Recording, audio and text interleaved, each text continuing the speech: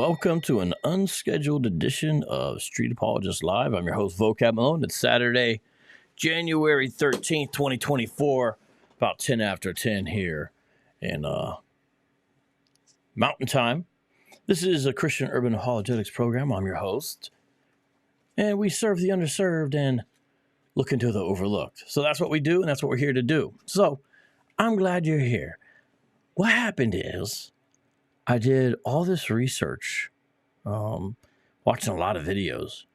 Dee New got a lot of the videos. She found them, tracked them down, sent me clips. Some other people sent me clips too. Shout out to everybody involved. And I said, I've got all these great video clips about all these wild things people say about the New Testament online. Let's just play them for the audience and react to them. What do you guys think of that? I think it's a good idea. So let's go. Here's the first one, and I'm going to have to explain it after I play it.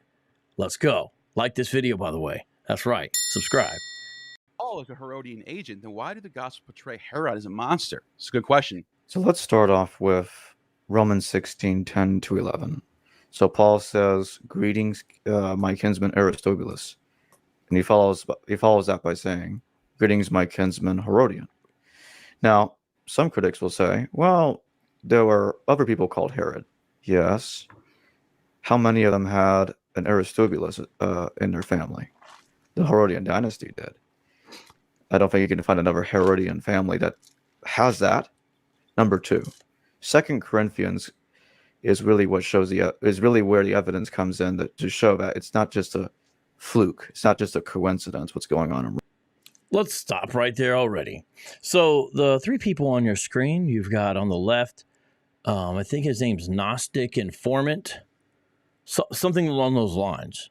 And then you have Jim Valiant in the middle, and then you have Jacob Berman on the other side. And Jacob's the one that I debated recently.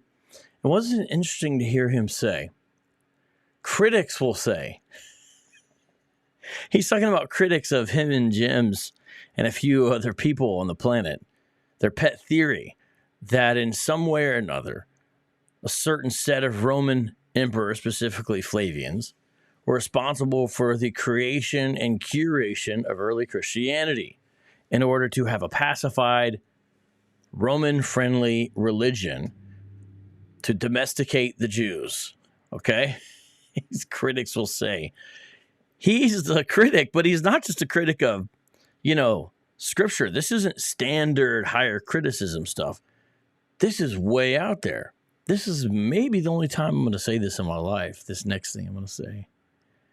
You should read Richard Carrier's article on this. So, Richard Carrier actually does a good job of going through all these examples of people with the names that he's emphasizing from the ancient world. And Richard Carrier actually shows, there's a lot of people named this. And you don't just get to say, hey, well, they're named this, so it must be the same thing, especially when they're not even named that. What do I mean? Well, he goes to Romans 16. A lot of us know that at the end of his letters, the Apostle Paul would like to give shout-outs to people. You know what I mean? To give shout-outs to people. So here Apostle Paul's giving some shout-outs to some people. And some of them caught Jacob and some other people's attention, because it sounds kind of like something else. Specifically, here we are in verse 10. Greet Apollos, who is approved in Christ.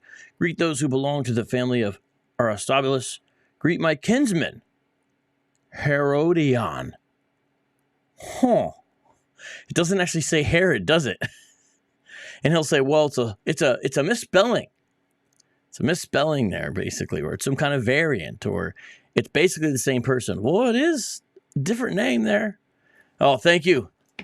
New Testament theologist, great channel, Reverend Nick Went. It's not the same thing, man. It's just not. Here, let's put this down here. So, it's going to do, and all that. Okay, so that's exactly right. So that's the thing. And what about this idea of kinsman? Let's just look at that. Paul says, my kinsman.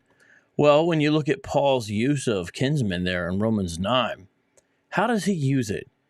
he refers it to people who are of the same ethnicity of him, of himself. They're Jewish, they're Hebrew. That's the way he uses it. Now, he uses it in general for all Jewish folks. He's focusing on Romans 9 through 11, if you've read the passage, on those who have not embraced Jesus as the Messiah. He actually says, kinsmen according to the flesh. So that's a controlling factor, because I believe Romans is the only time that Paul uses that word. Okay? So then what happens? You go over to 2 Corinthians, and he's going to try to tie these two things together. But before we go along with him to 2 Corinthians, I actually want to reiterate what the question was. It's actually a really good question. If Paul is a Herodian agent, that's what Jacob and Jim allege, and that's what the debate was about. I encourage you to watch it. Then why do the Gospels portray Herod as a monster? That's a perfect question, because if they're agents of the Herods, their dynasty, their family, the Gospels seem out of step with that, because they don't show them in a favorable light. You know, like killing John the Baptist and stuff like that, amongst other things. So it's a valid question to this thesis. But these are popular internet skeptics of the New Testament. Real quick, I'm going to deal with a question here. XXXX. That's your name, huh? He says this, or she says this, whoever says, the New York City Jewish Chabad secret tunnel temple has been linked to for at least 30 years, which it refused to report to proper authorities. Please make video. Well, that's not true. What's your evidence for that? Give us the evidence. It's not true. By the way, I am going to make a video. I am going to go live on this topic. Not the nonsense you're talking about, because it's incorrect. But I am going to do something on the synagogue tunnel there in Crown Heights. I'm going to do something on it. And by the way, just real quick with this comment. This is totally off topic, isn't it? How's it linked supposedly to this CSA, for 30 years when the tunnel's only a year and a half old? See, this is what I'm talking about. So probably Sunday or Monday, one of those 2 days, I'm going to go live and I'm going to talk about the tunnel there. So look for that real quick. Yep, good point. Nick says, there is no textual variant for the name Herodian. I don't know how these folks get away from that, because it's basically fundamental to their case, and yet it's two different names. So, but let's listen to the rest of this answer here. Romans. What's going on here is that, so Paul is fleeing from King Aretas in 2 Corinthians chapter 11. And Josephus, Herod Antipas divorced the daughter of King Aretas IV, so that way Herod could marry his own niece, Herodias. This angered Aretas. He wanted to attack the Herodian family and destroy them. So Paul is running from Aretas in 2 Corinthians. Okay, so it is true. There were some wars between these two different rulers, battles, whatever you want to call it. That's true. And it was linked to personal and political issues. That's true as well. Now, we didn't really get too much into this, into our discussion, but we know some about this, I believe from Josephus. I got some of it in my notes up here, but the whole idea that fact that Herod, the Herodians, I guess you could say, if we're going to extrapolate it out, the idea that Herod and Aretas are fighting equals that's the reason why Paul was persecuted in Damascus is quite the leap. There's no evidence for that at all. You don't have that. So it's like the whole case is like, wait, what?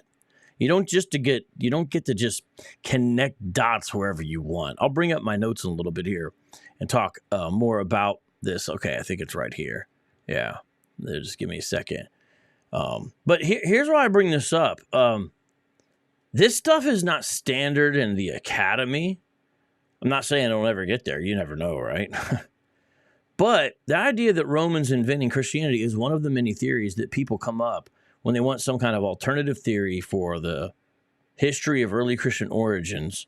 an alternative theory for Jesus and the movement surrounding him. And there's multiple types. This type in particular is known as type 2 mythicism. Type 1 mythicism, kind of like type 1 and type 2 diabetes. Type 1 mythicism is just Jesus didn't exist at all.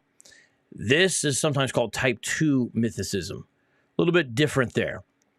And so when we look at this, and again, I commend Richard Carrier for his article, he showed Herodian is so common a name, we find it in Egypt. Now, we're going to say all these people are related to Herod, the ruler. It's in papyri all over from the 1st century. And I appreciate, again, Carrier can do some good work sometimes. He even gives links to the databases where you yourself can search in the catalogs. And you can see it for yourself. The name is all over. We're not going to say, oh, everyone is related to him. You know, doesn't mean you're connected to the royals at all. Naming kids after admired lords, masters, kings, employers was a common practice. We find even one that's a military inscription. He's not related to the royal Herods. He served as a commander in their army, but you wouldn't have this inscription admitting the fact that he was a family relation, and yet there it is. And again, this is in a Richard Carrier article. Someone go to Richard Carrier's blog and find the link that says, no, Paul is not Herodian. And let's drop that in the live chat there. And he gives a whole bunch of other examples. So there's lots of Greeks all over the empire carrying this name across generations, really even centuries. Now I'm going to talk a little bit more about this Aratos stuff, but first I want to play more of this clip. Because it has to do with that. And once you realize it's because he's a Herodian, that's what's going on here. And when you factor in Romans 16, which Josephus says in 2 Corinthians, that's the reason I came to that conclusion. If he's fleeing from Eisenman did. Time, this is a Herodian relative. Herodian. But that doesn't necessarily. Jim literally just said he's got to be a Herodian if he's fleeing from him at that time. And, you know, this is why I've reiterated again that you can't trust Jim's use of sources. You can't trust interpretation. No one does good scholarship this way. I mean, maybe some people do, but it's not good where you say, well, this must mean that. That's just not how it works. You always thoroughly analyze competing theories. You interact with them. You find out which one is better. There's a whole slew of stuff you're supposed to do with possible alternatives. And then when you're making inferences across scattered data, and that's a kind way to put what these guys are doing, to be honest with you. You say perhaps, maybe. You don't do the way they're doing it. So the people that follow like Gnostic Informant in these channels, they think they're getting the real truth about Christianity. They are most certainly not. They're getting, honestly, stuff that's just short-circuited and half-baked. Honestly. It's not an issue with what's going on in the Gospels, in my opinion, because the Gospels have a different theology. They have in some cases, different agendas, but very similar agendas to what Paul had. They had a different approach. Let's go to Josephus. Josephus is. So real quick, notice the whole question was, okay, if it's created, then why do you have the Gospels portraying Herod in a bad light, right? Great question, right? Jacob's answer is, well, hey, they're just contradicting each other. You know, they don't really. So some people have a deeper level of Roman collusion. If you watch the documentary by Joseph Atwill, you could buy the book if you want. It's called Caesar's Messiah. You know, he beat these guys to the punch by a decade or so. If you watch it, he has the whole New Testament. You know what I mean? The whole thing being created by the Romans. In fact, I tweeted it out when I was watching. I was live tweeting some of it when I was watching it recently. It's older, but I just now kind of got around to it. The New Testament theologist. I named my kid Nolan does not mean he is related to Nolan Ryan. Just insane. Yep. But shout out to everyone. Nate, how you doing? Dinu, how you doing? What's the other mods up in here? We got some great people, and I do appreciate all the support. Either way you guys come through, let's learn some stuff together. So Aratos IV was a Nabatean Arab monarch. He controlled Damascus, it looks like, from 37 to 39 AD. And Paul's first mission was to Nabatean Arabia. When it says Arabia in the Gospels, it does not mean like Saudi Arabia. It could mean other things. including essentially where Edom used to be, or over in places that are other places. As my understanding, it depends who's in control there. And at this point, you have the Nabateans. So that's Nabatean Arabia. And the capital city of them was Petra. Okay. So I'm going to read real quick a John Dominic Crossan quote. He just says this, and he is a very skeptical scholar of the New Testament, but he doesn't go to where these guys go. He says this, quote, "It was not, however, a good time for a Jewish missionary to operate among Arab pagans, since the Arab ruler Aretas had gone to war with the Jewish ruler Herod Antipas for divorcing his daughter. Once Aretas got control of Damascus, Paul was in lethal danger." That's God and Empire, page 150. So he's going to 2 Corinthians 11. And if you look at 2 Corinthians 11, what it says is, "In Damascus, the governor under King Aretas secured the city of the Damascus in order to arrest me." This is Paul talking about having to get out of there. "But I was lowered in a basket through a window in the wall and escaped his grasp." So Damascus apparently under that time was under the Arabian rule. Why did this happen? Well, the governor or the people working for Aretas, may have judged that Paul was creating problems in civil society by his life as an earlier persecutor, or more likely by his preaching. Or maybe he was upset that Paul had turncoated. Maybe Paul was backing the persecution that was there in the city as well. Maybe some wealthy and influential citizens got to him and said, "Do this, do that," kind of like they did with Pilate. There's a bunch of reasons. The idea that, it's because he knew that Paul was a secret agent. By the way, if he knows he's a secret agent, it's weird no one else seems to know, but nonetheless, here we go. Pro-Roman. He's working for the Romans, but he says Vespasian is Messiah, but he's also anti-Herodian, or at least not anti-Herodian all the time, but anti-Herod the Great specifically. It's important, yeah. Josephus, the Roman propagandist, is just as harsh on Herod the Great as the Gospels. Well, Herod the Great tried to kill his own offspring because he was afraid they were going to uprise against him. Herod Agrippa the First. It's not that out of the ordinary to think that the Herods themselves would be anti-Herod. By the way, that's interesting when they talk about the wickedness of some of the folks in the Herodian dynasty.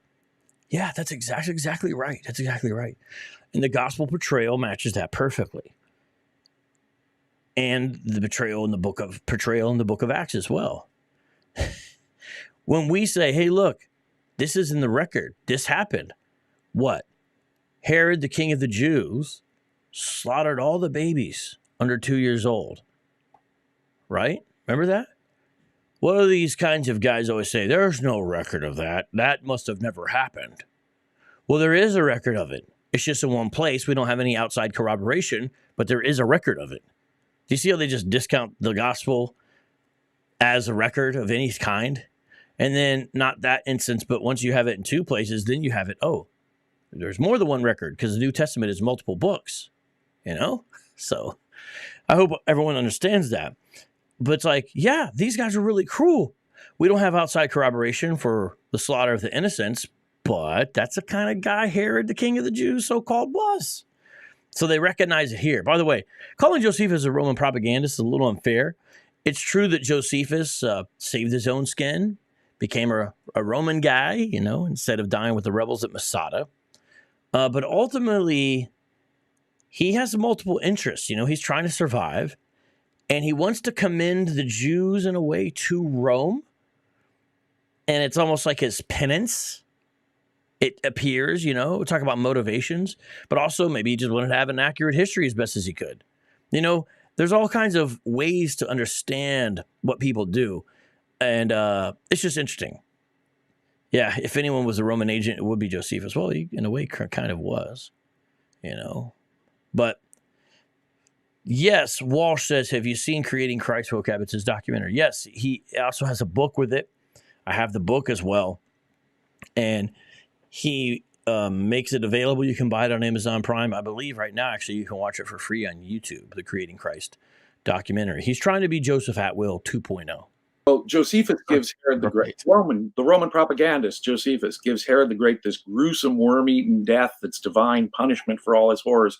He kills two of his own sons, and one of the sons that Herod the Great kills is the father of Herod Agrippa the First. So the Herod Agrippas would all be just as negatively predisposed against great-granddad as Josephus, who was, by the way, a friend of Herod Agrippa II's. So this mixed out, you'll notice that Herod Agrippa II and Berenike are positively portrayed in the book of Acts. So the Gospels reflect exactly the same pro-certain Herods and anti-certain other Herods attitude that Josephus also reflects. And This idea that the Jews are monolithic, right, or that the Romans are monolithic, it's... Would anyone really read the Gospels, read the New Testament, and be like, it's clearly a pro-Herodian document? I don't think so, but these guys would. The Flavians who began the heavy anti-Nero criticism. Right. It is Suetonius, a Roman senator, and Tacitus, a Roman senator, who give us all the dirt on these Roman emperors from the first century. Yeah. Like So- think about right now in the Senate hearings with the Capitol riots. You have Great example. people in the government right now that want to say, And what does that have to do with anything? They're trying to use all that. Just think about that was in response to an answer of, if Paul's a Roman agent, as you claim, a Herodian, why are the Herodians portrayed as a monster? And they kind of gave different answers. Jacob says, well, they can be at odds with each other. Jim says, well, they're pro certain ones and anti other ones, just the same ones as Josephus. Yeah, that's a great point. And I wish people understood how significant that was. Nick brings up, if only Pliny the Younger had gotten the memo not to torture Christians. Because very early after the supposedly Roman successful, according to these guys, invention of Christianity, Pliny's out there torturing Christians, killing some of them. And the emperor's like, good job, bro. We have the letters. Didn't they know? What did they miss? And they viewed Christianity as problematic for their empire. I got a lot of clips. I think they're good. I think they're interesting. They are going to go a little bit all over, though. So you have to keep track of the conversation. We're reacting to New Testament critics' claims about the Bible. Today we're going to talk about the Pauline dating of the Pauline epistles. So Jacob, take it away. All right. So as I discussed last time and in many other videos, Paul refers to two events in his letters several times: the wrath of God upon the Jews and the wrath of God upon the Gentiles. But he also talks about division in the church. Now, it's implausible for Paul to have been able to set up these churches before AD 70 when the Sicarii zealots were all over the Middle East. The Romans were still clearing them out. The war was still going. This is wild what he's about to say here. This is like real wild what he's about to say here. Okay, there's so much just conjecture and not true stuff here, that's about to happen. Okay, so this is on Gnostic Informant again. This is Jacob Ehrman, the guy I debated. Interesting guy. I don't have anything personal against him. I'm reacting to clips. He criticized the New Testament. People who believe the New Testament is true, like me, makes sense we would react and respond, okay? So they're talking about the dating and whatnot, right? And what does Jacob say? Let's continue to watch, because he's going to tell us that the Sicarii are so prominent throughout the Roman Empire that Christians wouldn't have been able to set up churches when the Sicarii were prominent because the Christian churches were pro-Roman. It's really wild, and there's a lot of problems with it. First of all, I don't know where the evidence is that Sicarii were operating much outside of Israel. I don't know if there's strong evidence that the Sicarii were operating much outside of the environs of Jerusalem. Who are the Sicarii? The Sicarii were first century primarily Jewish assassins who were primarily known in the descriptions for concealing blades and daggers. And during times where there was large crowds, large events, real quick, like stabbing, hopefully, in their mind, assassinating Roman soldiers and people like that, and slipping back into the crowd so as not to be detected. That's who they are. The dagger men is who they are. That's what the name basically means. So they definitely were not pro-Roman. That's true. Not pro-Roman. That's true. But notice how this is all getting really yarned together. He's claiming that the churches are pro-Roman. Since the Sicarii are anti-Roman, they wouldn't allow any churches to be established. What? First of all, what's your evidence that Sicarii are operating in Greece? What's your evidence that they're operating with any kind of meaningful power in Rome? What's your evidence they're operating in any meaningful sense in Syria? What is your evidence for any of that stuff? There's no evidence. I looked into this. I even looked into this. And then the idea that they knew the Christians were setting up pro-Roman stations throughout the empire so they would destroy them all. Let's just say they were all over. Where's the evidence they would be able to do that? And also, the earliest New Testament churches were not official buildings. They were meeting in upper rooms and in people's courtyards. Usually the more wealthy patrons among the local congregation are flocked there. Or they're just meeting out in the middle of nowhere, like we have described sometimes. So he's like, seems to be thinking it's buildings. And sometimes, of course, in the catacombs. So this is just really problematic stuff. Shout out to Testify. Everybody subscribe to his channel, as well as New Testament Theologist. He's exactly right. This stuff is so tinfoil hat. Sounds like some ancient aliens level nonsense. You are correct. On the internet. You'd be surprised. For Paul to have been able to set up these churches before AD 70, So he's basing his theory upon other parts of his theory. He's late dating parts of the New Testament because Paul wouldn't have been able to set up these pro-Roman outposts because the Sicarii were going to get them. I mean, you got to give some evidence. This is not true. I wish we could have gotten to this into the debate. Really. Who's in the wrath of God upon the Gentiles. But he also talks about division in the church. Now, it's implausible for Paul to have been able to set up these churches before AD 70 when the Sicarii zealots were all over the Middle East. The Romans were still clearing them out. The war was still going on. The Sicarii would have destroyed these churches as these churches were Hellenizing Judaism and trying to make it into a morally. The question is, does he have any examples of the Sicarii or any other kind of Jewish zealots destroying Christian churches? I don't think he has evidence of that. So why is he saying that's what would have happened? Do you understand how bizarre this is?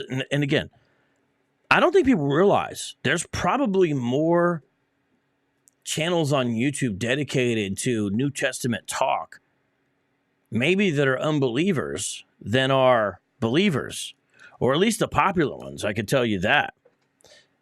Because Gnostic Informant, History Valley, Myth Vision, they're pretty popular. Roman-friendly religion, kind of like how Rabbinic Judaism was doing just that. So it would have wiped them out. And the Romans also, the Romans were also not going to give the Christians a time of day. They're too busy fighting the Sicarii. They're not going to. What?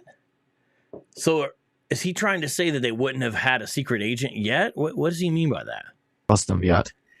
And the I guess he's saying they're too busy with the Sicarii, supposedly, to fight the others. Now, there is evidence, that the Sicarii were involved with the Jewish rebellion that resulted in the Jewish War, 66 to 70 and all that. But they weren't the only folks. There's other folks, and then they ended up having their own problems. But that doesn't equal them being all over the Middle East. So the reason why that's important is he's using that to then date the New Testament, where he gets kind of stuff. It's actually important to understand that we see here how your presuppositions in one area affect your presuppositions in other areas. Dionysius was the vine. That's my bad. Yeah. But here, let's look at this real quick here. Testify says, this is true. There are a lot of this misvision spinoffs peddling this stuff. It's an uphill battle. So he knows, New Testament Theologist and Testify are two of the best guys who deal with this. This is not my expertise. I'm wading into it, as it were. But it's true, people. We need to be aware of this. Crazy. Dionysius was the vine. And I think yes. I think yes, too. Mm-hmm. I think yes, too. And I think it's obvious when you look at like Osiris, Dionysus, the Eleusinian mysteries, the whole concept, the concept of salvation, right? Isis was the salvation and Osiris was the resurrection. And in the mysteries, you have Dionysus. Let's listen. This is where it gets crazy. Dionysus was the vine, the grapes, the liquid, the moisture. Demeter was the grain, the dryness, the bread. That was basically a Eucharist in symbolic form. And by the way, in the Egyptian Book of the Dead, do you hear that? And what do you have? You got Jim, nodding his head like this is accurate, like this is good stuff. I mean, I guess what else would he expect? But let me just show you something here real quick, because they're trying to compare stuff that doesn't belong. Now, this doesn't have exactly to do with the debate or the idea of Paul being a secret Roman agent and that kind of stuff. But I still clipped it out because it was, I don't know, so shocking, for lack of a better word. And so I got some stuff out about this to take a look at with you guys. And this is from the same show. You can see, did Romans invent Christianity, Gnostic, and format? What was that? Got 21,000 views? Yeah, 21,000 views. Let me talk a little bit about the great Dionysia. Hold on. Let me go back. I'm going to go back to this clip. But I want to talk to you guys for a second about some of this, okay? Just give me a second. We'll go back to it. And by the way, the dog is here. I don't know if you guys can see her. Yep, now you can. Super chats equals super snacks, remember. The Dionysia was this rural festival originally they would have in Attica, all right? Probably celebrated the cultivation of vines. You heard him mention a little bit about that there. Probably a very ancient festival. May not even been originally associated with Dionysus. And so this rural one was held in the winter, in the month of Poseidon, it's called, December, January, and had a central event, which was a procession, the Pompeii. And here's what I want to tell you. You can find this, okay?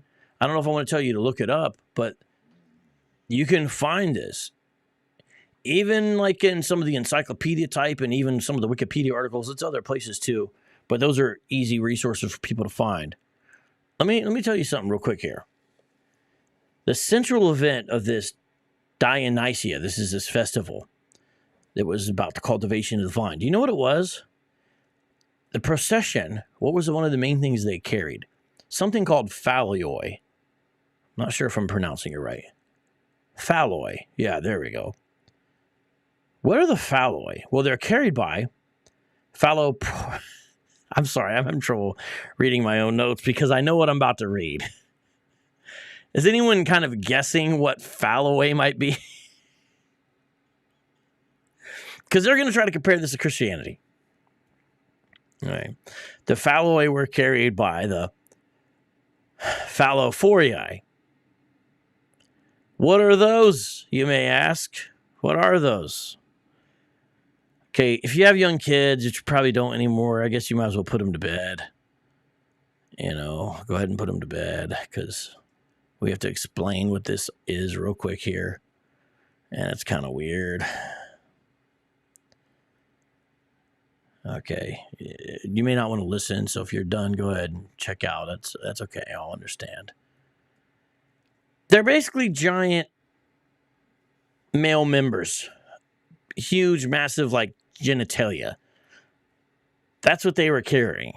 And we have images of this stuff, and it looks so bizarre. Obviously not pictures, but images of this stuff. And it's weird. It's like a ancient pride parade at certain points, apparently. And this is what they were doing, celebrating, the vines and all that. They were killing these phalloi. They would be made of wood or bronze, right? And they would be carried on poles that are held aloft up high on poles. And then there would be a cart carrying a much larger phallus. This is part of the rural Dionysia. And there was different ones. There's a rural one and the urban one. So I've transitioned and talking a little bit about the urban one. But I think some of these are the same. So you would also have in the Pompeii, young girls carrying baskets.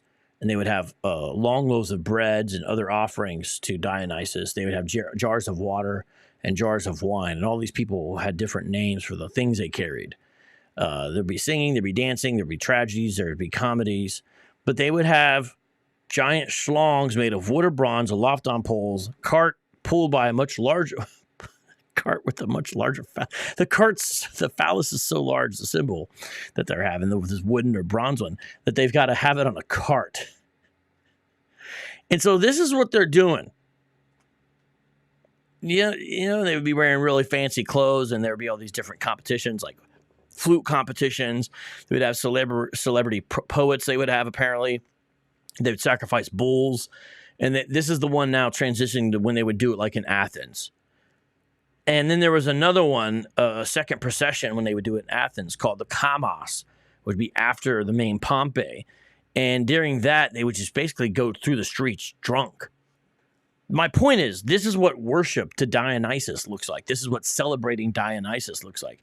And these jokers are going to try to what? Compare it to communion or something? Hey, Genesis, for the first super chat. I give the dog a treat when you give a super chat. I don't know what denomination that is of support, but I appreciate it either way. So, Adrian, here you go.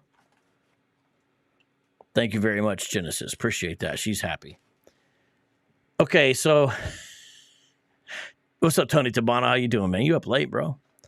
So this is what they're going to be talking about. So let's transition back over to this. Let's see what the New Testament critics are going to say as we watch this. It instructs the priest to take bread and drink wine, and you'll have eternal life by eating Osiris. So now he's talking about ancient Egyptian stuff. He's trying to, the Gnostic informant guy is trying to go from stuff with Dionysus to now stuff. Well, now notice, they never give, to ancient Egypt, I didn't finish my sentence. They never give primary sources. They just tell you what's in the sources. And here's the thing, people. Never trust them. Say, I've got to see it. Say, I'm from Missouri. What's the Missouri motto? It's the show me state. You got to show me. Show me. And almost always, invariably, with rare exceptions, will it actually say what they're saying. And most of the time, they don't know where the source is. They'll say, I'll get it to you. And they never do.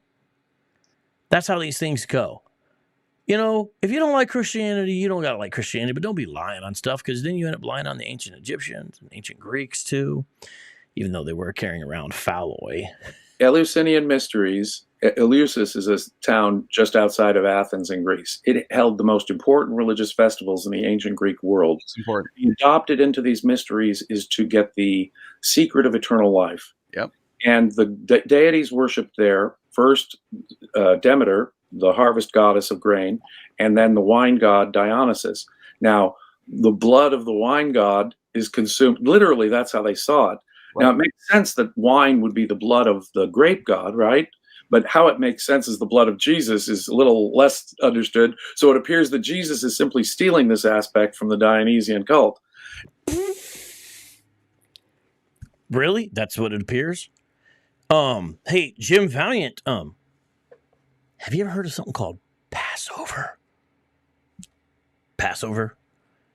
Do you think that when Jesus instituted the Lord's table, the Lord's supper, the Lord's cup, communion, do you think it might have had anything to do with the Jewish historical practice of Passover, especially considering the time of year that it was? Just a thought. Instead of turning to the pagans, maybe turn to the day, the time of week it was. The whole book of Exodus and all that stuff going on there. Maybe look there. Why doesn't it make? Of course it makes sense. It's symbolic of his body and of the blood. We're not doing actual sacrifices anymore, but the lamb is slain. It makes perfect sense. He's literally accusing Jesus of ripping off from Dionysus, which is why I read to you about the great Dionysia, the rural and urban festivals they would have, where they would carry around giant phalloi, which it's just like what it sounds. They're phallus statues. Some so big they had to have them on a cart and then be drunk later that night. You think that's where Jesus is getting this from? Like, Uh-oh, Larry Love with the super chat. Adrian, look what we got for you from Larry Love. She says, thanks, Larry Love. Shout out to the super chatters. Now, you drink the wine and you'd eat the bread that were the very symbols of the gods themselves. So you'd be consuming the gods and so there'd be an indwelling presence of the god within you. Now, there are many other ancient religions that had this aspect. The cult of Everybody was doing communion. Asclepius, for example. He was a healer god, the son of a mortal. Not Dionysus was the son of a mortal and Zeus. And he had a wacky birth too. Oh, and by the way, people talk about Euripides as the only source for Dionysus. There's another story of Dionysus where he's the son of Zeus and Demeter, not Semele. And in that particular story, he dies and goes up to heaven to become one with Zeus. In the Zagreus version of it, You guys think that's true? Don't know, but also notice how their own myths they're citing are contradicting. Going back to earlier, New Testament theologists bring this to our attention. The Sicarii emerged in Jerusalem during the 50s per Richard Horsley. That's an important source, by the way.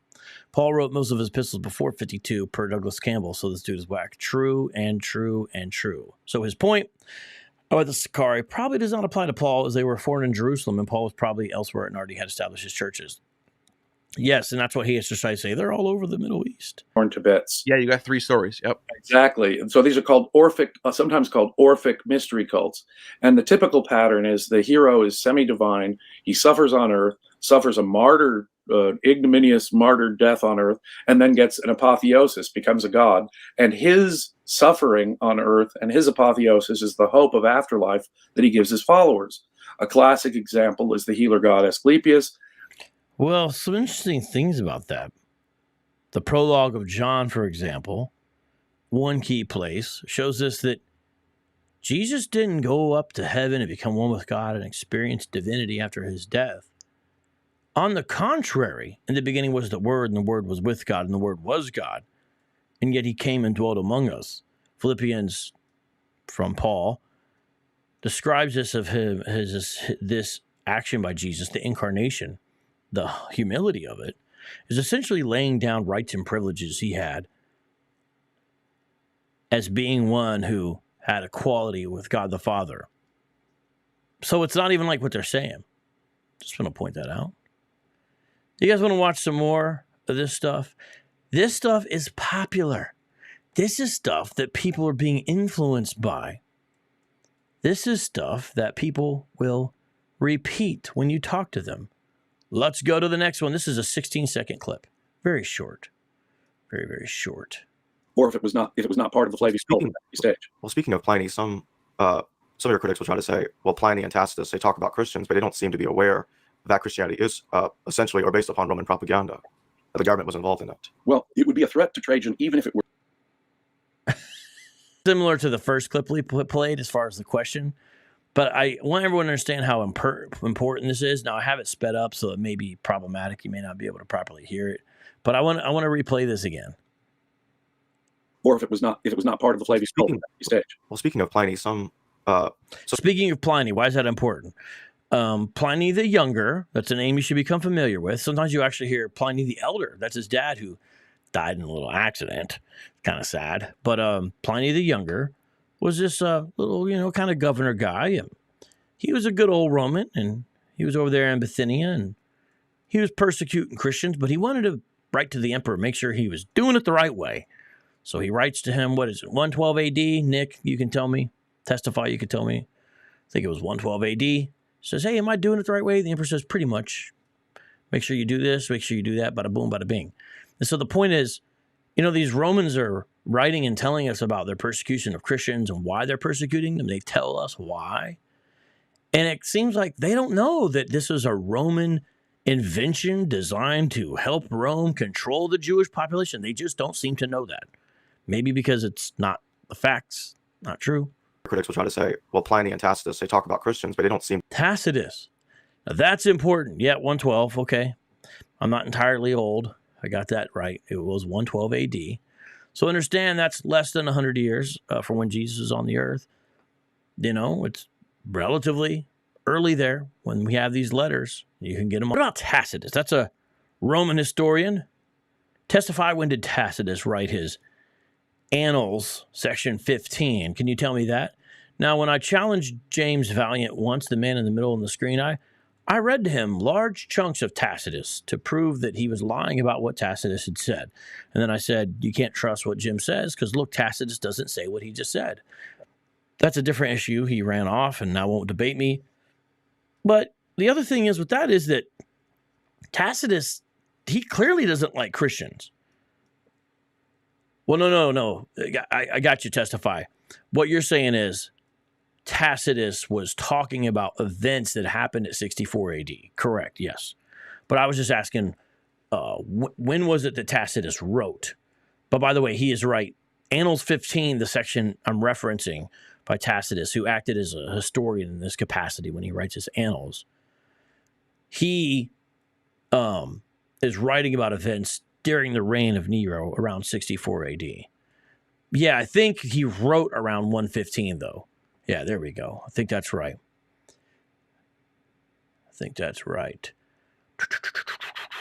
Yeah. You shouldn't be watching me. I should be watching you. Be aware that Christianity is essentially or based upon Roman propaganda. Why aren't whenever we have Roman evidence from Tacitus, an important historian, he was an aristocratic guy, so, he had his connection to whatever. When we get Pliny and then the emperor's reply, they don't seem to be aware that Christianity had anything to do with Roman propaganda. They don't seem to like it. Tacitus, even though he says at the end, I kind of felt sorry for these guys dying because it was kind of cruel, some of the stuff Nero was doing to them, he describes them in very unflattering terms. And I've read this, and you should read it too. So doesn't that destroy your theory? The government was involved in it. Well, it would be a threat to Trajan even if it were. So he's saying, Trajan the emperor, this is regarding the Pliny passage, still wouldn't like Christianity because even though it was invented by the Romans, it was invented by a different set of emperors than he was down with. That's what he's going to go on and try to say. You guys following? All right, here, play our next clip here. There has to be a book written. Many Pauls. I do need. That's a book we need to write, everyone. There needs to be a book written called The Many Pauls. There has to be a book written called The Many Pauls. The Many Pauls. I do need to write about that. You do. That is an excellent area for study. It really, really is. How did Paul letters come into being? And another question that I don't think people think about is like, why does Acts mention that Paul and Saul are the same guy? You got this idea. Okay, so Saul of Tarsus becomes Paul. Robert Eisenman notes that Acts contradicts the epistles by appearing to suggest the conversion of Paul happened 30 years later than 2 Corinthians thinks it did. Because in the epistle. Okay, I just want to explain to everyone what he just slid in there. And I like Jacob. He's a nice guy when I've talked to him. I don't have anything personal against him. He literally just told us, and I've watched other stuff, he thinks Saul and Paul are two different people. He thinks that Paul assumed the identity of Saul at some point. Rob Barnhart says, too fast. I hear you. Check it out. I'm explaining it, so that helps a little bit. But also, title, it's Christianity is Roman Propaganda. That's the name of this program. And the name of the channel is History Valley. So just go to History Valley and watch Christian is Roman Propaganda. So Amazing Music says, have you done I did a bunch of videos about what Hamas did to Israel. And you can watch those. There's at least half a dozen. Jesus King says, I thought vocab was deleting my comments yesterday, but couldn't find YouTube. It just wasn't when I post them. I don't go and delete comments. It's really rare that I do that. Shout out to DJ Next. How you doing? We got a DJ in the house. We got to have the air horn. All right, keep on going on here. Watch this. Same guy. I got this idea. Okay, so Saul of Tarsus becomes Paul. Robert Eisenman notes that Acts he just said Saul of Tarsus. He said Saul of Tarsus becomes Paul. Now, it's so sad. Here's the thing. What's the deal? Did Paul turn? Did Saul turn into Paul? Here's the thing. Paul would have almost certainly always had the name. What do I mean by that? Let me explain it here. Let me explain this here. Remember, Paul says he's got his Roman citizenship from birth. Remember that? because he didn't have to buy it. And, well, when you look at the ways people who were Roman citizens were named, generally speaking, Paul's name actually lines up with that. Because the name Paul is one of these ancient Roman names. There's only a certain amount that they would go with. So he's born a citizen according to Acts 16, 37 and 38, and Acts 22, 25 to 29. So the name Paul, my point is, which is actually Paulus would have almost certainly been one of his names from birth as a Roman citizen. One of his most likely first or personal name. Then Roman citizens would also have something called a nomen gentile, which is a family name that usually ended in IUS, like you've seen some of these. I don't know. I think Sergius would be one. And then there's something else called the second name, which is like the cognomen. Something's called the agnomen. And it can be sometimes added to show some kind of achievement. For example, Cornelius Scipio Africanus, the conqueror of Africa. So he got the name Africanus because he conquered it. And then a person who would be adopted into another gens, G-E-N-S, family, they could also be identified by the adjectival naming indicating the family of birth. So my point is, Roman citizens would have multiple names, and Paulus was used by many families as what's called a cognomen. And what does it mean? It's actually interesting. The name Paulus actually means little or small or even humble. And so it most likely denotes a branch of a family, or could be kind of similar to a nickname in a way. So here's my point by saying all that. Paul always had his Latin name, Paulus. He always had it. He didn't get into it, change it. It's true he seems to start using it, but being born as a Roman citizen, Acts 22, 28, he would have at least three names, tria nomina, sometimes more, which would have the forename, the family name, and the personal name. And so most scholars believe that Paul is Apostle Paul's cognomen. We don't know what his praenomen and his nomen are, those other names. We don't know. But he also had something else, being someone who was of a different ethnicity, but yet being a Roman citizen. What's that? That's called a signum. Paul also had a signum, sometimes called a supernomen. What's that? That's his Hebrew name. That would be something unique. And his Hebrew name was Saul. Makes sense because he's a Benjamite. And guess what? What's the first king of Israel's name? Saul. And what was Saul? He was a Benjamite. You guys follow this? You understanding this? So this is his Hebrew name. So when he begins his missionary work in the Gentile world, he's the apostle to the Gentiles, Romans 11:13. He primarily uses his Gentile name, but he always had the name, always. So he essentially just stops using the name Paul, basically. Now, why might that be? I'm going to say something real quick here. It's kind of odd in a way, but apparently there's a problem perhaps with the name Saulus, the way the Greeks would hear it, because Saulos had a negative meaning in Greek. Apparently, I've looked into this, women of the night, prostitutes, were said to walk in a provocative manner. And the provocative manner was described by the Greeks as Saulos. So Paul's name in Greek, Saulus, would have sounded like that. If you look up Little Scott in the Greek lexicon, they note that Saulus can be defined as a loose, wanton gait.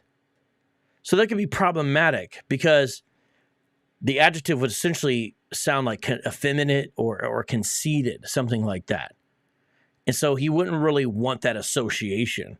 So it also makes why he wouldn't use it out there with them. You guys understand? But my point by saying all that is this. Paul was always known by an oath. What by both? Acts 13:9 says that he's I think it's 13:9 where it says that he's Saul, also known as Paul. Yeah, I think that's what it says. Yeah, Saul was also Paul. I'm looking at the Greek right now. Kai ha Apollos. Kai ha Apollos. And the Paul. So he's also known as that. Now, so you guys understand?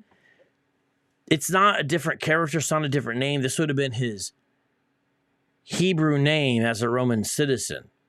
Pretty normal. Pretty basic. But Jacob's trying to act like he assumed the identity of someone else.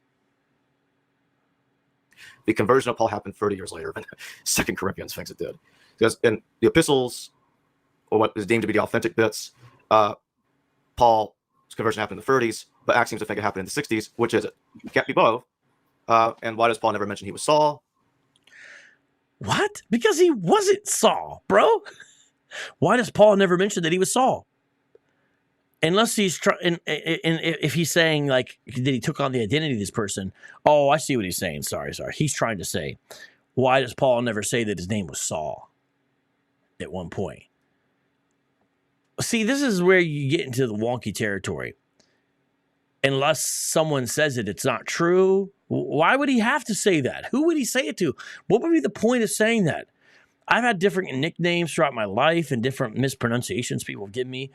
I don't understand this kind of logic. Also, I'm sorry to be petty here, but watch real close Jim Valiant, the guy in the middle. Watch his faces when Jacob's talking. Why does he do this? See, it's like the attention needs to be on me. It's like, what's it called? Histrionics, I think is the name of it. But watch James' face when Jacob's talking. It's like, bro, what are you on, bro? His conversion happened in the 30s, but Acts seems to think it happened in the 60s. Which is it? It can't be both. And why does Paul never mention he was Saul? The traditions about Paul are really complicated. and late. They really. Is it really the case that there a difference of 30 years between Paul's epistles and Acts when Paul's conversion is? No. You can construct a rough parallel timeline using both. There's some tricky places and some what ifs, but there's some places where they line up perfectly. You know? So when you listen to this, understand you're hearing it, and you're like, okay. There's people who sit around and all they do is eat this up. And, this is one of the reasons they think, us Christians are dumb. We believe in this stuff. Right? Now, I'm going to show a clip here where they worked with Rabbi Tovia Singer, Jacob Berman. This is fascinating. Watch this clip. Where do you think Paul got this idea from to turn Jesus into something that somewhat resembles a Greco-Roman deity? And where do you think Paul got the idea to turn Jesus into something that resembles a Roman deity? That's literally his question he asked to Rabbi Tovia Singer. Turn him into an anti-Torah messianic figure, basically. An anti-Torah messianic figure. First of all, that sounds like a contradiction. And that's like a lot of stuff. An anti-Torah messianic Roman inspired pagan deity? What? And Tovia is going to answer this like it's a good question? Like, you should take it serious? Okay, what are you going to say? Your question contains the answer. Paul was seeking to fuse together the ideas that were well known in the Greco-Roman world and ideas in a framework of Judaism. It was really so simple. Paul, he has big problems on his hands. He has a problem like, why don't the Jews believe this? Like, why don't the Jews? Your answer is contained in the question itself. Believe this? Like, why is this? The Jews, it's their Bible. They can read it in its original language. They were in the land of Israel. They met Jesus. Like, they weren't impressed, apparently. Paul has to explain that problem. They weren't impressed.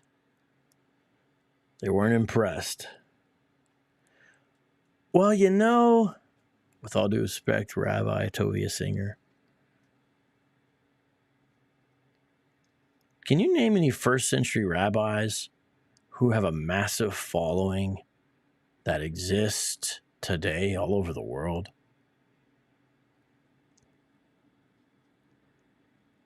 Can you name a first century rabbi that we have a huge bulk of his teachings contained from the writings of his disciples? Can you? Can you name a first century messianic candidate that people still think was the Messiah from the first century? Because there's a lot of candidates, wasn't there? People weren't impressed. I mean, Rabbi Tovia Singer, are you saying that Jesus got into some trouble? Some people didn't like him? I think that happened to a lot of the prophets of Israel, didn't it? Didn't the king cut up Jeremiah's letters? Didn't they go after Elijah? Wasn't Jeremiah thrown down at the bottom of a well? Didn't even the kids make fun of the bald-headed prophet?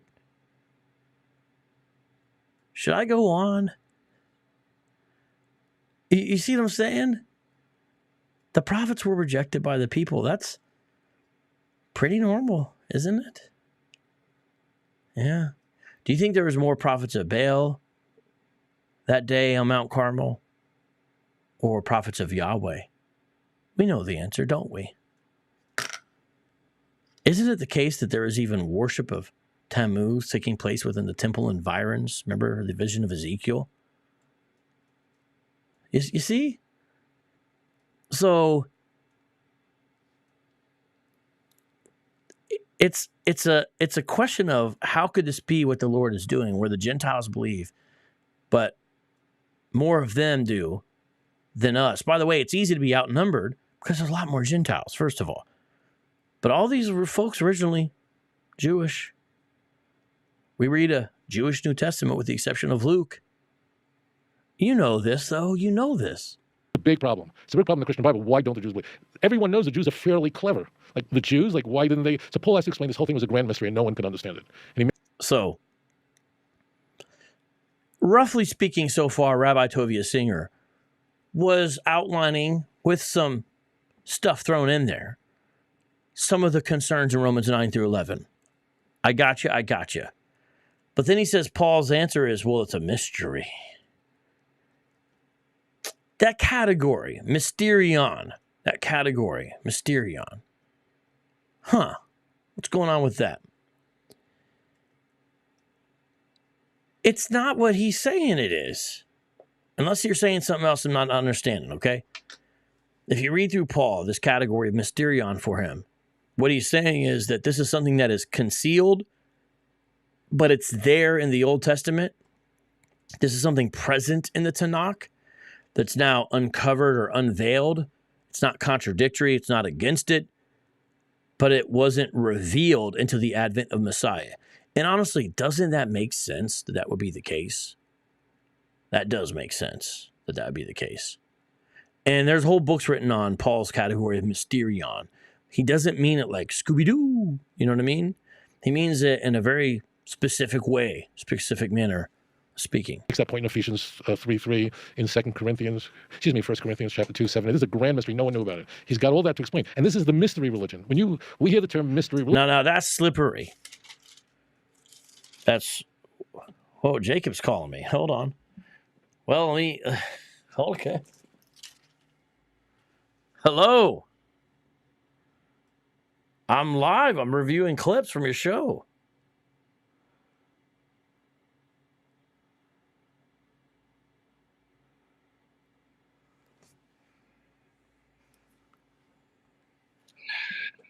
Some of the clips are outdated, you say? Yes. Yes, they are. I just wanted to warn you about. Are there certain ones that you no longer abide by, specifically? Can I be heard live right now or not? Do you want to be on speaker or not? No, I don't. I don't want to be heard. Okay, you are not on speaker. The late dating of Paul's letters, I don't believe in that anymore. Hello? But wait, hold on. Can you hear me?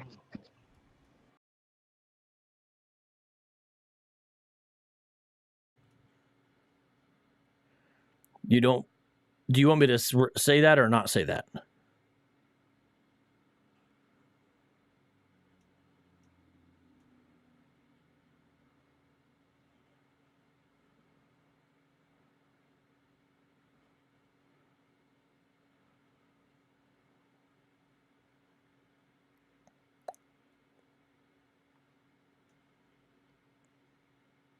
Well, I can end it pretty soon, and then let me think about it. We can talk, but I better get back to finishing it right now, though. Okay, thank you. Good to hear from you.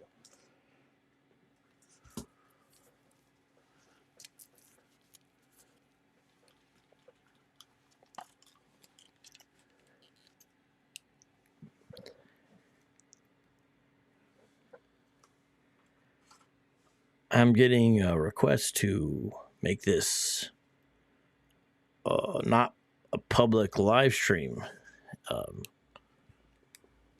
after it airs. But I don't know. You know, it's fair use. You know, I'm interacting. This is fair use. You know, you play clips and you interact with them. Yeah, it's fair use. It's like kind of, I don't know, it's normal. But I guess the dating that was just mentioned, I guess that's something that is no longer held to. So I'll tell you what. After this clip, I'm going to try not to play any more clips featuring Jacob Berman. I have a few other clips that are mainly Robert Eisenman that I think I'll play instead to transition. But let's just finish this clip with Tovia Singer. What does that mean? That's such a Gnosticism. The idea that there's a secret. See, I don't dislike Tovia, by the way. I like Tovia. I think he fulfills an important role. And I also like that he gets detailed. Some of the people from the rabbinical side who interact with Christianity, sometimes I feel like they don't get very detailed. So I like how Rabbi Tovia Singer gets more detailed. So I'm not upset when he interacts with us and stuff like that. But my goodness, I feel like he's got to know better than to say, well, Paul uses the word mystery, therefore Christianity is a mystery religion. Do you think the people, like, I don't even know if it's the case that the people who were in Mithraism were saying, this is a mystery religion. You know what I'm saying? This is a category that scholars later on put on top of these beliefs. They call them mystery religions.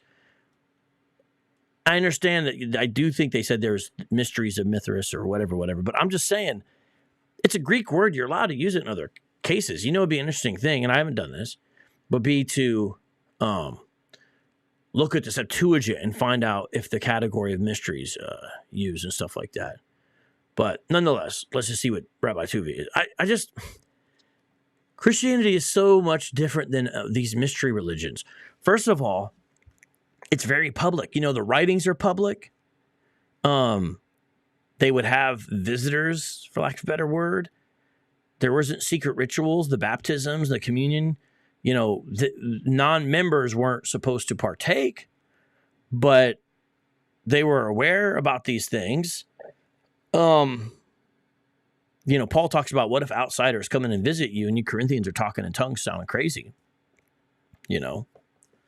So it's just, and when you really look at the mystery religions, you're like, this isn't like Christianity. I mean, Rabbi Tovia Singer, don't you see the Jewishness in Paul's writings? Don't you see his familiarity with the Tanakh? Don't you see the nonstop quoting of it? They're going out of their way to connect Jesus to Old Testament prophecies. And not just that, but all kinds of things. So their soteriology, their theology proper, not just their Christology. They're trying to directly link it. Their eschatology, revelation, going out of their way to connect it to the Old Testament. Whether or not you think that's true or not, as far as if it's true, understand these are faithful Torah to not keeping Jews that believe they found the Messiah. You got to see that. No one has access to. It's the occult, something that's hidden. That's all it means. But what? I don't have that called. It's public. You can read the letters. Christians were out there evangelizing. They were trying to talk to people. No. If you have the special knowledge, the gnosis, that hidden secret knowledge, that you can see. Now notice, we're conflating some stuff. The mystery religions are not identical with Gnosticism. But now we're like conflating them all.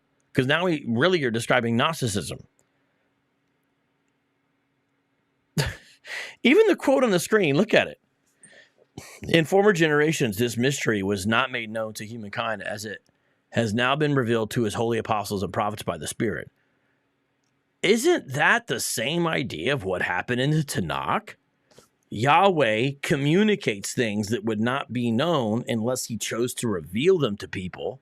He reveals them through the Spirit. I understand you're not going to have a triune definition going on here. And you're not going to have the definition of apostles, but you would have prophets. You see? This has nothing to do with Gnosticism. Gnostics, and there's all types of different Gnostics. That's the thing, too. It has developments as well. It's influenced a lot by Neoplatonism. And when you look at Gnosticism, the idea is thoroughly anti-Jewish. It's not pro-creation. It's not pro-body. You know, you got your soul that's trapped in your body and you got to get rid of it. So they hated resurrection. Christianity is centered on a physical resurrection. Christianity is about public information communicated. It's not about secret stuff behind closed doors. We're just getting this wrong, guys. Lock the mystery, and then you can have salvation. This is the way the Greco-Roman world thought. That they would... But not Christians. How we got salvation? They tell us that, hey, you guys just say you believe. You don't got to do nothing. Okay, let's just go with that for a second. It's not what we believe in the way that it's usually portrayed as antinomian, but yeah, we believe in grace alone and faith alone. That's true, right, guys? We believe in grace alone and faith alone. That is true. That's not mystery religions, and that's not Gnosticism. That's just trusting God, just like Abraham did. In Genesis 15, Rabbi Tovia Singer, where it says, and it was counted to him as righteousness. And mystery salvation. One other thing, the ancient world was a puzzling place to live in. Jacob. Okay, now, I'm going to look through the rest of these clips. I'm still going to react to some. However, I will not play any more. Okay, are you listening? Not going to play any more that feature Jacob, okay? Because I just had a phone call with him. As far as we can see, both from his own testimony and the book of Acts. So just give me a second. It's going to take me a little bit longer to look through the clips because I do want to be mindful of that. That's the point I'm trying to make. Don't we remember in the Gospels that... Just give me a second. So I personally don't think that he's a Roman agent or he secretly likes Rome or anything of that sort. Okay. Okay. I think it's that he thinks his autobiography is what's called the... Okay. The rest of the clips I'm going to play will not feature anything with Jacob Berman out of respect because he called me. I don't know about making this private. I think that's too much of a big ask. But I will no longer play for the rest of the show clips with him. These are from Derek's Myth Vision, and they feature Robert Eisenman, and I'll explain why he's important in a second. Okay, here we go. Here we go. His autobiography is what's called the Vita. Anyway, these are the people who are in Rome, plus a lot of Herodians who have sought refuge in Rome from the Herodian family. And it turns out that Paul admits that he is from the Herodian family. What? That sounds just like what was said in the previous stuff. Who's this? This is Robert Eisenman. Who's Robert Eisenman? He's a Jewish scholar. He is a legitimate scholar in the sense that he's familiar with the languages. He's taught. He's published. Now, on a lot of his key ideas, he's way out to lunch. People don't, for lack of a better word, follow along with a lot of his ideas and views and stuff like that. And I think he's got really problematic reasons for some of his strange views. I'm not saying he's wrong about everything, by the way. No one's wrong about everything. But notice what he just there. Paul admits he's a Herodian. And that's a great question, Robert Eisenman. I want to know why in Romans 16, after being a secret Roman agent, for however long he was a secret Roman agent, because he's supposed to be running an op, right? Why does he just admit and reveal to everyone that, hey, actually, I'm related to the Herodians? Now, I don't think he does that at all. No one thinks he does that, to be frank with you, except for people that bought into your theory, because it seems like you're the fountainhead of the theory, from what I can ascertain. Why did Paul decide to admit at the end of a letter, and honestly, a very unclear way, that he's actually a Herodian spy the whole time? Why? Why? Because he's saying he admitted. Well, he didn't. He just said, He's basically saying my fellow Jewish Christian, Herodian. Yeah, he admits at the end of Romans, where he sends greetings to his kinsman, the littlest Herod. It's in chapter, I don't remember what the number, but something like, the last chapter of Romans, he sends greetings to his Herodian kinsman. Holy crap. I mean, I don't know. I like Derek too. Maybe Derek will call me. I don't think he watches the show, but I got Derek's number too. But Derek is just eating this up. Really, Professor Eisenman? I mean, Derek, are you even looking at the reference while he's talking? It sounds like this is the first time you're hearing this. You should look into what he's saying. Is Paul really say, I'm related to the Herodian family? Because there's a guy named Herodian that he says is his kinsman. And does he mean kinsman as in blood relative? Like, come on, man. And these folks say they're skeptical of the New Testament. They need to be skeptical of people like Robert Eisenman. Just don't read their scripture very carefully, obviously. Now, that's why I don't like that. I'm going to play that back again. Robert Eisenman, shame on you. When you put forward your cockamamie theory that even your fellow scholars who don't believe in the New Testament say is over the wall, it's not even in left field, your kinds of theories. When you put that out there, and then you can't even remember the chapter it's in, at the end of Romans, you had trouble getting there, then you're going to accuse the Christians of not reading their scripture very carefully. Does anyone read that scripture very carefully then? Robert Eisenman? Because nobody thinks it's saying that, because they understand when they read Romans that when Paul uses the word kinsman there in the Greek, because of the controlling factor of Romans 9 through 11, he is saying my fellow Jews. So when he gets to the end, then he says Herodian, little or small, it's a diminutive, Herod, which would not be the name of royalty, by the way. They understand, oh, he's talking to a fellow Jewish Christian, because he does it other places too. Robert Eisenman, every time that Paul says kinsman, and I asked this to Jacob in Romans 16 at the end there, are all those people related to Paul, and are they all part of the Herodian family? Read the rest of it. I want to play that again, because I don't like that he threw in that shot. I don't like that at all. I don't remember what the number, but something like, the last chapter of Romans, he sends greetings to his Herodian kinsman. Holy crap. I mean, I don't know, Christians don't read their scripture very carefully, obviously, because if you read it and just don't pray and worship and all this sort of thing, and look up at a cross and do prayers and all that. But if you actually read the documents. Ooh. While you are putting forward a theory that you put forward in the 90s, and after 25 years or so, only has, half a dozen people promoting it, most of whom are not specialists. While you're putting forward that theory, you're going to mock. Who are the people that are analyzing the letter of Paul to the Romans and 2 Corinthians from which you draw your evidence for your argument? It's scholars. I want to say like you, but not like you, but fellow scholars in the field in the academy who know the original languages, know how it's used, can search the databases like Richard Carrier showed us, to look through the names Herodian and look very carefully. He just mocked Christian practice as if every Christian, when they get to Romans 16, they're not actually doing any of that. Like there's no one named Thomas Schreiner. There's no one named F.F. Bruce. There's no one named N.T. Wright. Those people don't exist. There's no one named Craig Keener. There's no one named Darrell Bach. These people just don't exist. There's no one named Richard Bauckham. There's no one named Stanley Porter. There's no one named Martin Hang. They don't exist. They're all looking at crosses and worship and praying and speaking in tongues, and then they read it and say, I don't know what that means. I don't like Robert Eisenman's attitude at all. And look up at a cross and do prayers and all that. But if you actually read the documents, read Paul's letters, there is no brotherly love in Paul whatsoever. There is no brotherly love in Paul whatsoever. Hey, Robert Eisenman, you've written a lot of books. You've written a lot of words. Maybe you've even written more words than Paul. Is anyone ever going to quote anything you wrote at a wedding?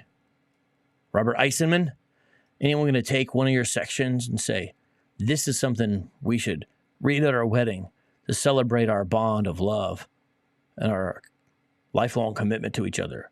No, I don't think so, bro. Your works aren't even really read at academic conferences, to be honest with you, unless they're critiquing them. But guess what? The Apostle Paul penned 1 Corinthians 13, the love chapter that millions of people have read. And then Robert Eisenman's going to say, oh, Paul is not a very loving guy. There is no Christian charity. The people he hates, he hates. Yeah. That's Robert Eisenman. He's the one, stuff, it derives from him. So let's play some more Robert Eisenman. And then Paul doesn't like James, and yet he conversed with him, met with him. Doesn't like him, huh? I can't remember some of the passages, but I take Paul's letters as authentic in terms of being historical. Some of them, Galatians, 1 and 2 Corinthians. Some people talk about parts of Romans, but certainly that last part of Romans is not. No one could invent that. And a few other ones, Philippians, and so on. So the letters and the we document, that's what I would start my history of Christianity with. Because he doesn't take Acts seriously, by the way, is the implication. That's the idea. Is Paul's letters, he's for real. But these book of Acts, that's nonsense. Now, these next clips I'm going to end with, I got 5 of them lined up. They are from a podcast that Robert Eisenman was on. And they're just little snippets, so it's audio only. But listen. You're at Yale or Princeton. You're maybe teaching one course. You're not teaching all these things. I was teaching the New Testament, the scrolls, the Old Testament, and maybe something like modern Jewish thought, Zionism, or something like that, all in one term. Every term. Yeah. Every year. And I began to know this stuff like the palm of my hand. And I began to see things. It's funny. I understand he's an older gentleman now. But he just told us, I began to know this stuff like the palm of his hand. And yet in the last 2 clips I played of Robert Eisenman, he can't remember what chapter Paul reveals his relationship to the Herods. And he can't remember where Paul shows he doesn't like James. Just if you're going to put yourself out there like that, you deserve that kind of criticism. That no one else before me that I realized had. Now, Robert Eisenman does not have a small estimation of his prowess. The man has a rather large ego. Listen very carefully to what Robert Eisenman says. Yeah. Every year. And I began to know this stuff like the palm of my hand. And I began to see things that no one else before me that I realized had seen very clearly. And the character that popped out at me was James, the brother of Jesus. I began to see things clearly that no one else before me had seen. By the way, Robert, no one still sees them. But this is Robert Eisenman, from which these theories derive. They don't derive from YouTubers. They're promoted by... ...was that if you look at things take the New Testament, the scrolls, I learned like the back of my hand, teaching them every term just about. He's saying he knows the Dead Sea Scrolls by the back of his hand. How many things do you know by the back of your hand, Robert? You're running out of hands. I don't think anyone knew the scrolls any better than me. I don't think anyone knows the Dead Sea Scrolls better than me. He just said 2 things that are pretty, bro, dose of humility would do you well. Now, I admit, it's true Robert Eisenman knows the Dead Sea Scrolls and was important in their larger publication to the broader world. But for him to say no one knows the Dead Sea Scrolls like him? Like the back of my hand, teaching them every term just about. I don't think anyone knew the scrolls any better than me. And the New Testament. Nobody knew the Dead Sea Scrolls better than me, says Robert Eisenman. Nobody. Put him in as governor at some point in about 40 BC or something like that. And then his family continued in different jobs like that. Well, okay. So the Roman troops are on the balustrades. They come running down and they rescue Paul from the mob. Now, was this prearranged? Did James send him into the temple purposely to have him mobbed? I think perhaps yes. He's talking about an account in the book of Acts, by the way, which I guess he takes Acts seriously here. And he is saying that he thinks James sent Paul into a situation to be mobbed, either be hurt or killed. James is trying to set Paul up. That's what he said. Did James do this on purpose? I think perhaps yes. You guys catch that? Did James send him into the temple purposely to have him mobbed? I think perhaps yes. I can't say for sure. Did the Roman troops, were they prearranged to watch out for Paul in case something happened to him when he went into the temple? I think yes. That's because Paul had Roman connections, supposedly, as a Herodian. I think yes. Because what they do is really absolutely mind-boggling. Matt Ricks, the topic is not if Paul is the Messiah. So maybe you came on late, but if you read the title of the video, it says nothing of the sort. And I've said nothing of the sort, so I don't know why you thought that.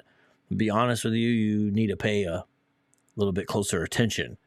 Because what we're talking about was Paul a secret Roman agent sent by the Roman government to domesticate Christianity? And the evidence or lack thereof that Paul supposedly was a Herodian. And Robert Eisenman speaking right now. That's what we're talking about. And it's we documented, I believe. They come and rescue him from the mob. And then they force the mob to listen to him give a preach or a speech. Eisenman is untrustworthy. He said they forced the mob to listen. Now, couldn't the mob have just disbanded if they wanted to? Did they really have to listen to what Paul said? Did they have to listen to them? No, they wouldn't have had to have listened. You know what I'm saying? Like, what's he talking about? They forced them to listen to. That's silly. They forced them to listen to it, whatever. Forced the mob to listen to him preach.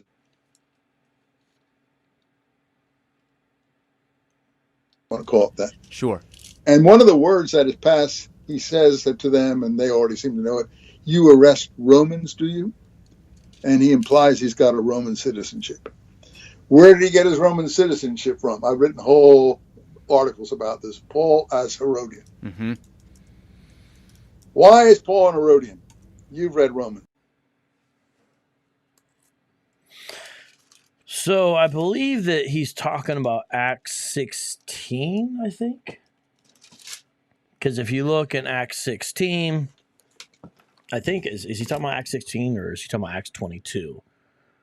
In Acts 16, they're at Thessalonica. I wonder if he's talking about Acts 16. I think he might be talking about Acts 22. Because I don't know if he says which account there. Let me go to Acts 22 real quick. So this is Robert Eisenman, and he's doing a podcast interview. All right. Okay, there, yeah. So he took the, yep, okay, he's talking about Acts 22, I believe. Yep, Acts 22. And Acts 21. Yeah. Acts 22:37. As Paul was about to be brought into the barracks, he said to the tribune, "May I say something to you?" And he said, "Do you know Greek? Are you not the Egyptian then who recently stirred up a revolt and led the 4,000 men of the assassins out into the wilderness?" Paul replied, "I am a Jew from Tarsus in Cilicia, a citizen of no obscure city. I beg you, permit me to speak to the people." So that's what's going on. And when he had given him permission, Paul, standing on the steps, motioned with his hand to the people. When there was a great hush, he addressed them in the Hebrew language, saying, I think that's what he's talking about there. Yeah, that's what he's talking about. Okay, so this is Robert Eisenman. And you got to listen. So just because a scholar says something doesn't mean it's right. And just because a scholar is a scholar doesn't mean that they always do good work, doesn't mean they're careful. You know, it just doesn't mean any of that. Let's put him in as governor at some point. All right, Is now we Paul got two more as clips from Herodian? Robert Eisenman, and then we'll analyze these real Is quick. Paul as Herodian? Why is Paul an Herodian? You've read Romans. At the end of Romans, he speaks, and I believe it's true, and these are now historical things. What are the historical things? A good many of Paul's letters, maybe not all, scholars debate it, but a good proportion are historical. Philippians, like, for instance, Galatians, and so on. And at the end of Romans, he sends greetings to his family members, and they're all Herodian names. And send my greetings to my kinsman, the littlest Herod, i.e. Herodian, Herodion, the littlest Herod. He says they're his kinsman. He admits the Herod that he's an Herodian. And I've written articles. Okay. Paul mentions several kinsmen in Romans. In Romans 16:7, he mentions Andronicus and Junius, Lucius, Jason, Sospater, Romans 16:21, and Herodian in Romans 16:11. So that's 1, 2, 3, 4, 5, 6. So are those people all his blood relatives? Are they all Herodians? Is there any evidence that the name Herodian is confined to the Herodian family? You see? There's not. This theory is based on really weak assumptions. Paul as Herodian. So. By the way, this little Herod, this Herodian, we know was killed on Athens.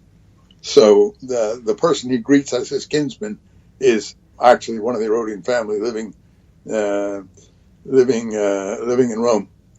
We don't know that, by the way. Where a lot of the Herodians had retreated to because of all the uprisings and struggles that were going on in Palestine at that time.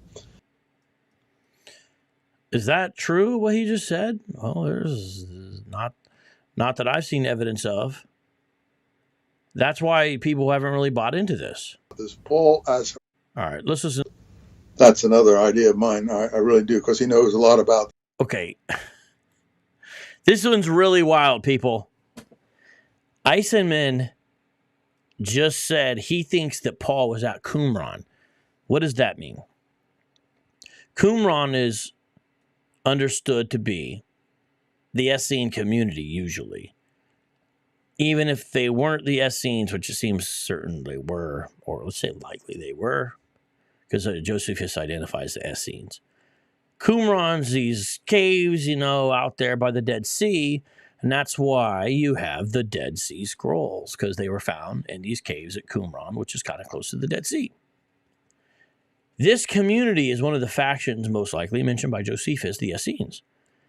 They thought that the whole system was corrupt. They had a teacher of righteousness, and they believed that there is an apocalyptic event that was imminent in which the sons of light would destroy the sons of darkness. So they copied the Bible, the Tanakh, in Hebrew. Thanks, guys. But they also had the sectarian documents about how to keep clean while you're living out there and all this kind of stuff. They were specific to their group. Well, with that, we learn a lot about them. Paul's theology, Paul's ideas, nothing about Paul indicates that he was part of the Essene community and got expelled. This is really wild. Like, you're just making stuff up. This isn't good scholarship. Anybody could just say anything at this point. I think Paul was at Qumran at one point and was expelled. That's another idea of mine. I really do, because he knows a lot about the doctrines at Qumran. Mm-hmm. Well, how? How does Paul know a lot about the doctrines of Qumran? How do we know that? And even if he did, how would that equal that he was there and got expelled? I'll tell you what, because I know. He thinks that Paul's the one described in the documents as the sprouter of lies. There's a character in the Dead Sea documents that is described as the sprouter of lies. And he thinks that Paul was that person, and he thinks that's why Paul says a couple of times, "I'm not lying. I'm not lying. I'm not a liar." And I do think Paul's historical, and I think his letters are historical. So I've drawn the line between history and literature. I'm not criticizing the gospel literature. He's saying that it's literature, not history. Okay, well, there's more there. I'm not going to play all the clips. I do appreciate you guys being with me this late, and I appreciate everyone who came in. Shout out to everyone here. I see you. And shout out to everyone, whether you agree or disagree. Shout out to the people I played tonight. Don't hate any of you. Didn't like Robert Eisenman's attitude. That's true. And I think that's justified, though. But I do want to tell you that I do plan on doing a program very shortly, most likely Monday, by God's grace, on the Synagogue Tunnel in Crown Heights. And we're going to have an interesting discussion about that. But before I leave, I want to play one more thing for you guys. You ready? What do I want to play?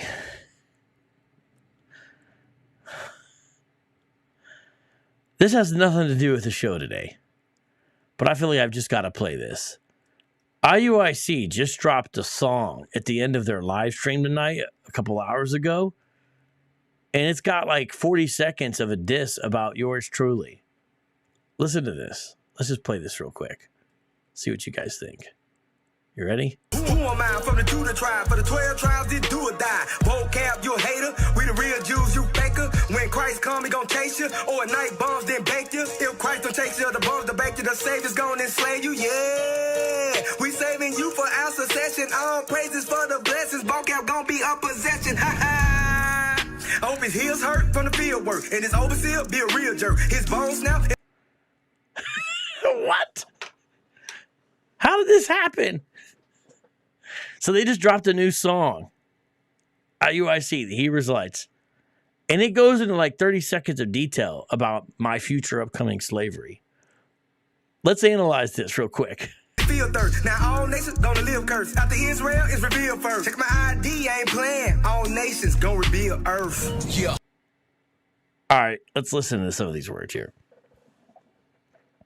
Who am I? From the Judah tribe, for the 12 tribes did do or die. Who am I? From the Judah tribe, 12 tribes do or die. How does this man rapping know that he's from the tribe of Judah? Well, the answer is because a man named Ariah said that the Lord revealed to him a tribe chart that told him what every current nationality or ethnic group was in relationship to the tribes of Israel. And then their research bore that out. So he starts off literally saying something that he believes based upon a guy that he never met who came up with this in the 70s. Now he's going to say my name. Vocab, you a hater. We the real Jews, you faker. Vocab, you a hater. We the real Jews, you faker. Maybe he's trying to say I'm secretly Jewish. Because he's like, we're the real Jews, you faker. Or just it rhymes and, I'm fake and they're the real Jews regardless of what I say. All right? Let's keep on going. When Christ come, he gonna chase you. Or at night bombs, then bake you. When Christ comes, he's going to case you. Or something, then bake you. Oh, something bombs. Christ comes, he's going to case you. Something bomb's going to bake you. Saying I'm going to burn up with thermonuclear destruction. And look, you got Abiel all happy and smiling. He's like, I like this. Yeah, I tell Vocab he's going to melt. Just like that lady in Terminator 2. I like it. It's bizarre, man. It's talking about my death in gruesome detail. If Christ don't take you, the bones to bake you, the Savior's going to enslave you. Yeah. I don't know what he said there except the last part.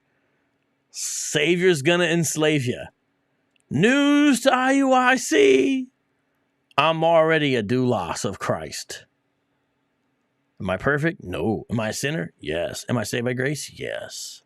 I'm already a slave to Christ, man. You guys think I spent all this time because I was paid off by somebody? I do because I'm a slave to Jesus, and I don't like seeing people get led astray by false doctrine. That's why. Listen to this. Yeah, we saving you for our succession. We saving you for after session. Bro, that's weird, bro. They're talking about he's all excited about me being a slave. Yeah. You know what? Even if I died in thermonuclear war, I don't care, man. Don't be afraid of him who can kill the body. It's gonna rust away anyway. But I'm gonna get it back in the resurrection, bro. I'm all right. Praises for the blessings, vocab gonna be a possession. Vocab gonna be a possession. He's getting that from Isaiah 14, is what he's trying to say. But he's literally salivating, talking about me gonna be a future slave. Hope his heels hurt from the field work. What, his heels hurt from the field work? I'm gonna have tired feet. I'm gonna take out my shoes at the end of the day with the bunions and corns and say, someone give me a foot rub. My heels are gonna hurt from the field work. Overseer be a real jerk. The overseer is gonna be a real jerk. I thought the righteous were gonna rule, ma'am. Thought it was gonna be the righteous in charge. Is it the righteous, right? No, but my overseer is gonna be a real jerk. Bone snap is a field dirt. Now Bone snap, something dirt or something, I don't know. all nations gonna live cursed. After Israel is revealed first. All nations gonna live cursed. I think he's saying we're gonna experience the curses that they experienced. My ID ain't playing. All nations gonna reveal earth. Yeah. Well, that's new. Honestly, a lot of IUIC's music is good. Like they have some dope beats and dope rhymers and stuff. I wish when they diss me, they could have picked a better beat. You know, come on, man. That's all I get. Anyways, see you guys soon when I talk about the tunnel. God bless. Peace out. Shalom. Thank you for the support to the last person who gave the support, Joshua Wooden. Thank you very much. Appreciate that greatly. Let me give you a round of applause.